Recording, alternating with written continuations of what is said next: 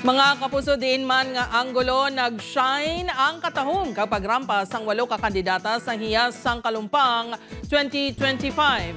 Halin sa production number, swimsuit kag gown, mala international beauty pageant, ang feel sa stage kag energy sang kada kandidata nga nagtiglawas ang ilatag sa kazona.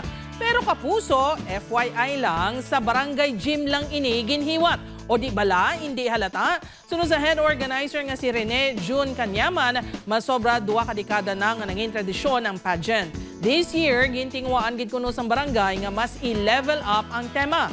Gani malipayon kuno sila nga ang resulta world class kag ayos gid. Good job Barangay Kalumpang. Gani kapuso, kung kamo may mga istorya nga pinasahi, makahatag sang good vibes o kung makalilingaw, makuhaan sang inspirasyon kag pagtulunan, ipakigbahin ang mga istorya nga ayos gid.